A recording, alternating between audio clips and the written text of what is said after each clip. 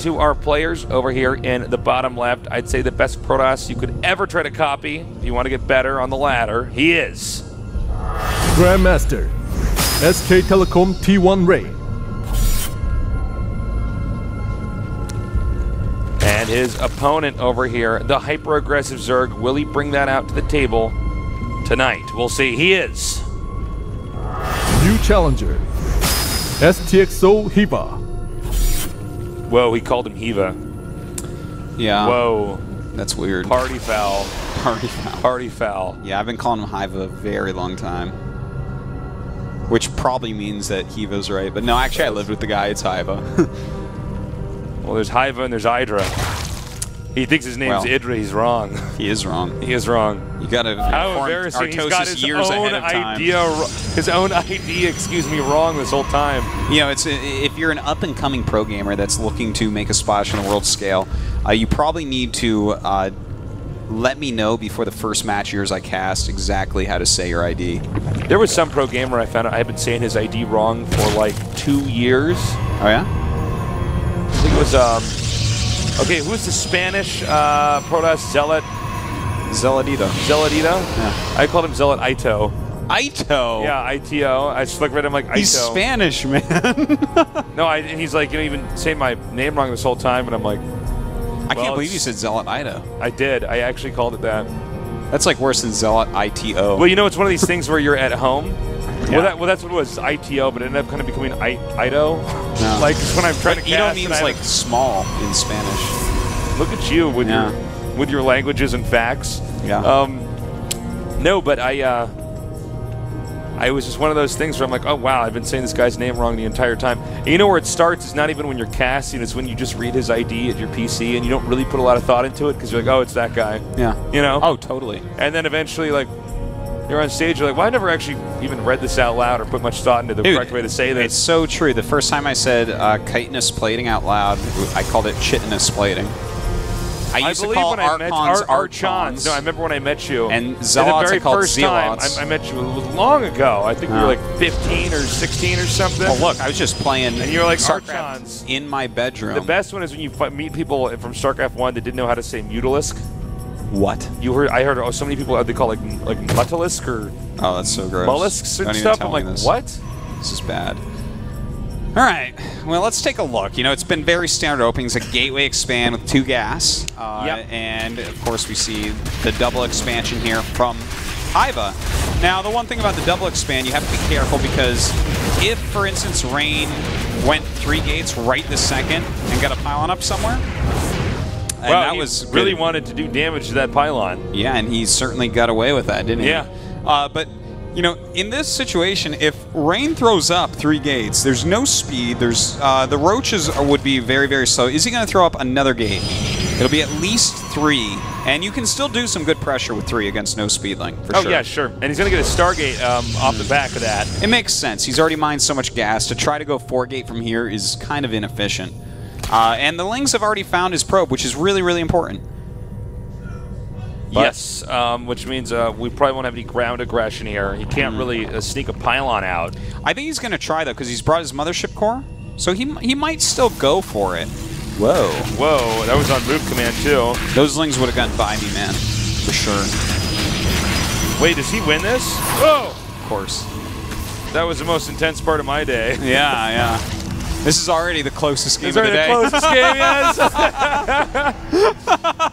Things are changing. Things are turning around. Yeah. Man, everything's going to be fine. Yeah, we're having a good one. So, all right, I mean, it was very good scouting from Hiva to be able to stop that. But we do have a proxy pylon going up. So we do have the possibility of a little bit of harassment. There's only 2 Lings and 2 Queens on the map for defense. But with a Roach Warren up and the fact that he has some Overlords finishing, we might see him pop out a few more units. Or not. I think he's actually pretty convinced that right now there is nothing on the map, that he's chased everything away. Yeah. And the 2 Lings are watching for anything to come out. So, you know, if he warps in 3 Zealots and sends them, that could be some very nice damage at the 3rd. I love how he's checking the back of his base now for the Overlords, because from here, those Phoenixes are going to be rallied. It's going to be a beeline towards the Zerg's 3rd. Yeah. Help lift up roaches and whatnot. And this is the type of aggression that you would expect to see out of Rain. This is an economical one. It doesn't really cost that much to do, and it still can have very good effects. It does have some roaches out here, but when the Phoenix is able to pick up the roaches, it makes things a lot easier. Oh, now with the Phoenixes there and that Mothership Core helping out. The thing is, he's just forcing units right now. He's still probably will attack. Yeah, making more Zealots. He's going to go for it. And he has these 3 Phoenixes now, so that really helps so much. He may want to pick up the Queens, and of course a Time Warp there on the Roaches. Beautiful there, because the Zealots can catch up to the Roaches easy peasy. Looks like this Queen almost goes down. Well, and then the Zealots take it out on the low ground. Another nice pickup here. Being very calculated with what, where he's engaging and with what. Yeah, very well done so far. Now, he just needs to make sure he doesn't lose any Phoenixes or the Mothership Core. Yeah, this is a very solid harassment we had seen. Yeah, this is absolutely fantastic. He's already killed a bunch of Roaches. He's forcing a ton more. He's killed 2 Queens. He's killed some drones, a Spore Crawler. He's even getting Overlords as well. He's going to get the hatchery for sure here. Yeah, that hatchery should end up going down. Look at that. He has another Time Warp there. Just goes ahead and engages. Yeah, he'll run back through the Time Warp with the Zealots. He's so patient, too. Some of his Zealots still attacking the hatchery. The other one's chasing down Roaches, knowing he has time to still kill that hatchery for sure. He's basically going to take out as many Roaches as possible while taking out this hatchery to make sure he's guaranteed a win here.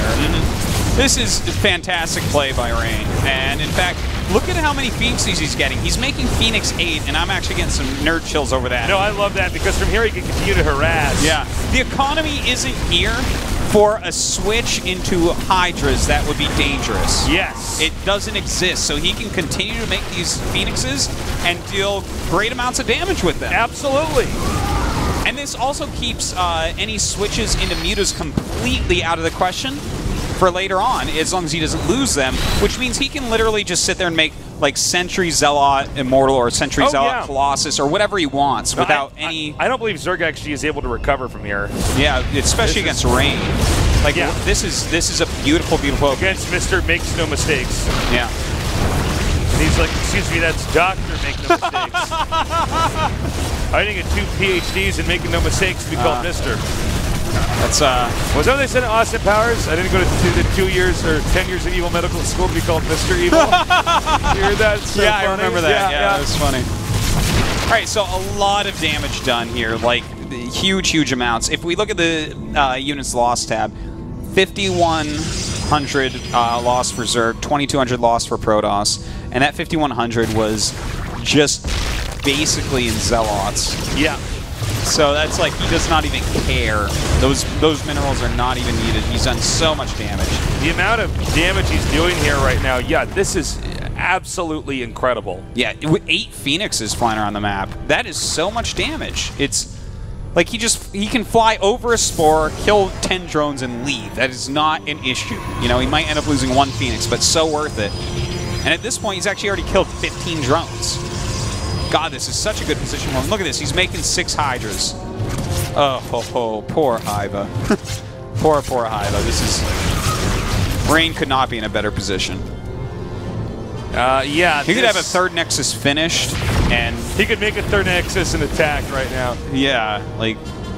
Well, I was going to say is, he'd have a 3rd Nexus finished and 3 carriers, and he wouldn't be in a better position.